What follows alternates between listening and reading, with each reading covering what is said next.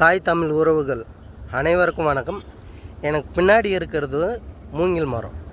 இந்த மூங்கில் மரத்தால் நமக்கு என்ன பயன்னு பார்த்தீங்களன்னா, தற்சார்பு பொருளாதாரத்தில் பனைக்கு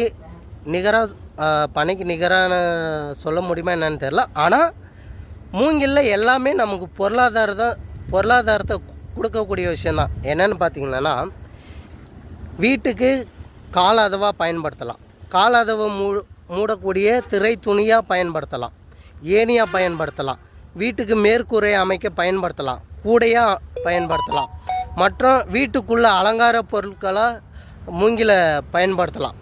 இந்த மாதிரி பல நம்மளோட வீட்டுக்கு அத்தியாவசிய தேவையான பல பொருளை மூங்கிலை நம்ம பயன்படுத்தலாம். அதுவும் இல்லாமல் பாயாக கூட மூங்கிலை நம்ம பின்னி தரையில் போட்டு படுக்க முடியும்.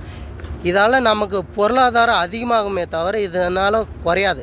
பனை எப்படி நமக்கு உணவாகவும் பொருளாதாரத்தில் அதிகமாக ஈட்டக்கூடிய ஒரு மரமாக இருக்கோ, அந்த மாதிரி மூங்கிலும் நமக்கு பொருளாதாரத்தை அதிகமாக ஈட்டி கொடுக்கக்கூடிய ஒரு மரம் தான்.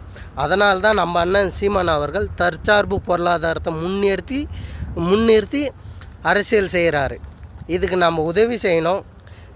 நாம் தமிழர் கட்சி வருங்காலத்தில் ஆட்சி அமைச்சா கண்டிப்பாக இப்போ மூங்கில் இருக்குன்னா, மூங்கில் ஒரு 1000 ஏக்கரா, 100 ஏக்கரா, 200 ஏக்கரா, 500 ஏக்கராவில் மூங்கில் அமைச்சு, மூங்கிலேருந்து நமக்கு என்னென்ன தற்சார்பு பொருளாதாரத்தில் கைவினை பொருட்கள் செய்ய முடியுமோ அத்தனையும் செஞ்சு நம்மளால் வருமானத்தை ஈட்ட முடியும்.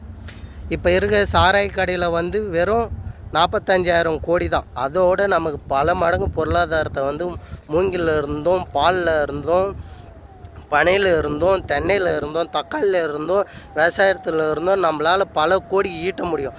இதனால் தான் நாம் தமிழர் கட்சி பிள்ளைகள் தற்சார்பு பொருளாதாரத்தை நோக்கி அரசியல் எடுத்து வைக்கிறாங்க.